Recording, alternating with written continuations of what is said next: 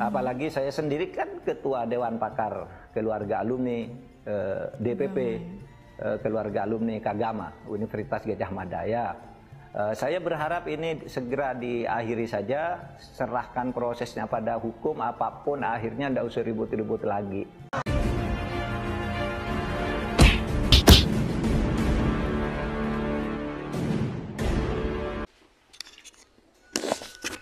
Assalamualaikum warahmatullahi wabarakatuh. Om Swastiastu, Namo Buddhaya, salam kebajikan sahabat-sahabat dimanapun juga berada. Ada pernyataan yang sangat menarik terkait soal diskursus ijazah ini dari Ketua Dewan Pakar Alumni UGM. Siapa beliau? Beliau adalah mantan Menko Polhukam. Hal ini beredar sangat viral videonya, sahabat ya. Beliau sangat menyesalkan dengan tindakan 3 alumni UGM ini.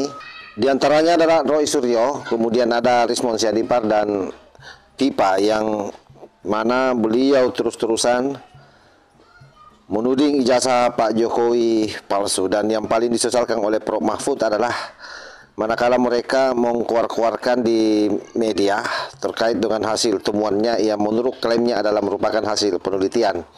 Dan itu tidak pernah terjadi sebelumnya katanya. Yang namanya penelitian itu tidak harus dipublish setiap hari, sehingga kemudian Pak Prof Mahfud sepertinya membaca bahwa hal tersebut sangat politis yang dilakukan oleh 3 kucluk ini. Dan selain itu ada hal yang menarik juga yang disampaikan oleh Prof Mahfud ya, di mana beliau sangat geram terhadap pernyataan-pernyataan yang kasar yang dilontarkan di panggung-panggung debat, dengan menyematkan bahasa-bahasa binatang terhadap orang-orang yang dia temani bicara, termasuk yang dia tuding. Menurut Prof Mahfud, ini merupakan salah satu bentuk yang sangat bertolak belakang dengan sematan akademisi, sematan ahli yang ada dalam diri ketiga orang ini. Nah, seperti apa videonya? Ini kita simak dengan baik. Sematan ahli yang ada dalam diri ketiga orang ini. Nah, seperti apa videonya? Ini kita simak dengan baik. Bentak di atas panggung televisi di mana gitu, saling tuding, teriak gitu, dengan teriakan-teriakan seperti binatang, menyatakan orang lain binatang, itu kan tidak bagus gitu ya. Itu sebabnya saya tidak pernah ikut bicara soal ijazah. Kita sudah tahu lah kesimpulannya, kalau kita punya rasionalitas sudah tahu. Oh, ini kesimpulannya. Saya tidak mau ikut ribut-ribut. Apalagi saya sendiri kan ketua Dewan Pakar Keluarga Alumni DPP Keluarga Alumni Kagama Universitas Gadjah Mada. Saya berharap ini segera diakhiri saja, serahkan prosesnya pada hukum, apapun akhirnya tidak usah ribut-ribut lagi menurut saya. Apalagi saya tidak pernah melihat ada sebuah penelitian dilakukan tuh lalu diteriak-teriakkan. Saya baru lihat sekarang ini hasil penelitian ilmiah. Saya baru dengar sekarang nggak ada penelitian tuh lalu dikampanyekan tiap hari, dan kita nggak tahu metodologinya kecuali teknologinya yang dijelaskan.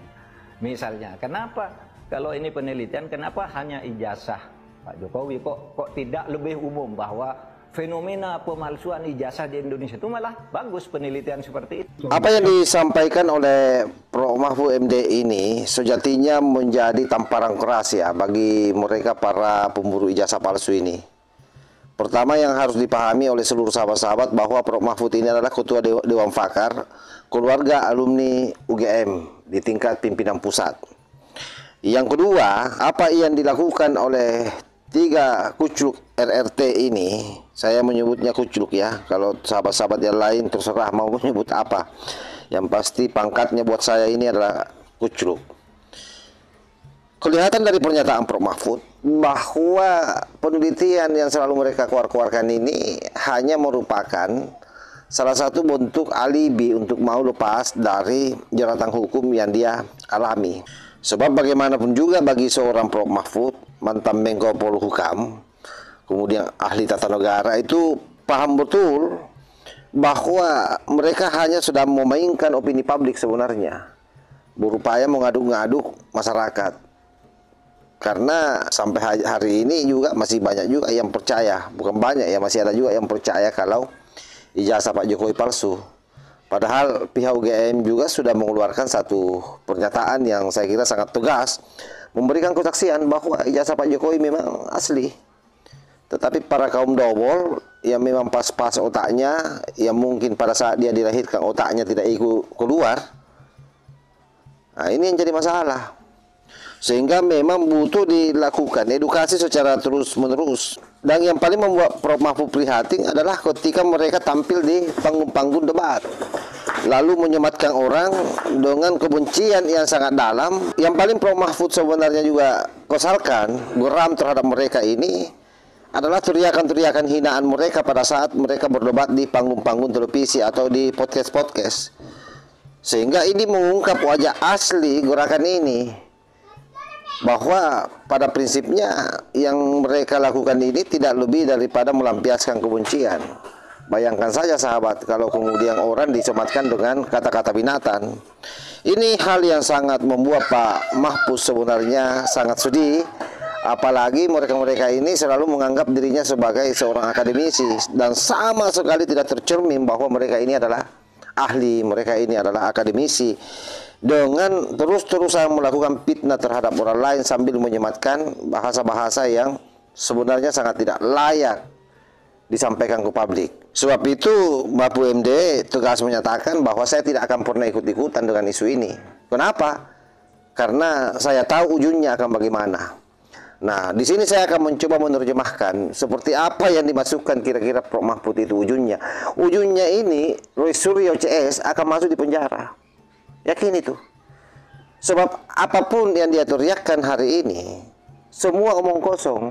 Tak kala UGM terakhir mengeluarkan pernyataan bahwa ijazah Jokowi asli, maka siapapun tidak akan bisa membantahnya. Tuhan pun seandainya turun ke muka bumi mau membantah itu tidak bisa. Sebab yang mengeluarkan ijazah itu adalah UGM. Apalagi hanya sosok Roy Suryo CS ini, yang notabene kita tahu bahwa dia memiliki kebencian yang sangat dalam terhadap Pak Jokowi. Karena memang ada 4 kategori yang menghembuskan isu soal ijazah ini terhadap Pak Jokowi. Yang pertama adalah mereka adalah pecatan. Apakah itu pecatan dari pemerintahan di masa Pak Jokowi atau dia pecatan dari komisaris. Sahabat-sahabat bisa menilai sendiri.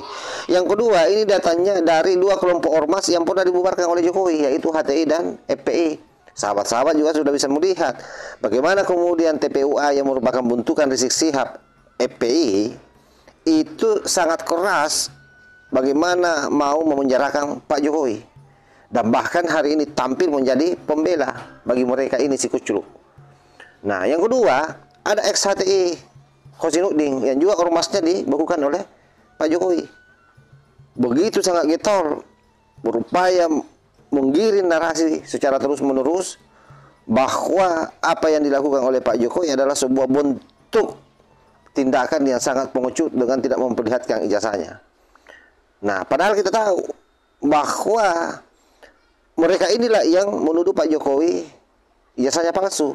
Seharusnya dalam konteks hukum, siapa yang menuduh, maka dia yang harus membuktikannya.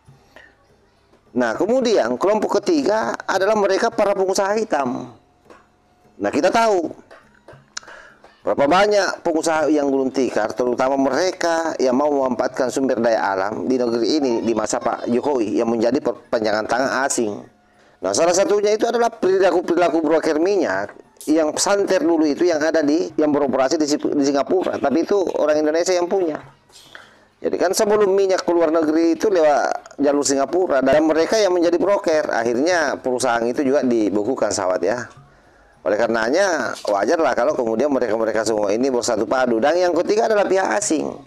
Kita tahu Jokowi sangat kuat melawan yang namanya WTO, Pusat Perdagangan Dunia, dengan adanya istilah hilirisasi yang dibangun, sampai kemudian Jokowi juga sukses bagaimana menaikkan saham yang ada di Freeport sampai naik 51%. Inilah yang membuat mereka semua sakit hati.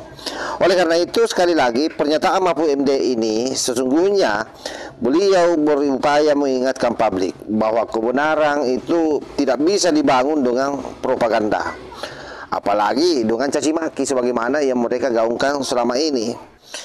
Sebab itulah Pak Mahfud MD secara tegas menyatakan bahwa solusi penyelesaian ini hanya satu, diserahkan kepada hukum. Oleh karena itu, silakan para kuclu ini menyiapkan data-datanya, bertarung nanti di pengadilan. Jokowi juga kan sudah bicara bahwa dia akan memperlihatkan ijazahnya nanti pada saat di pengadilan.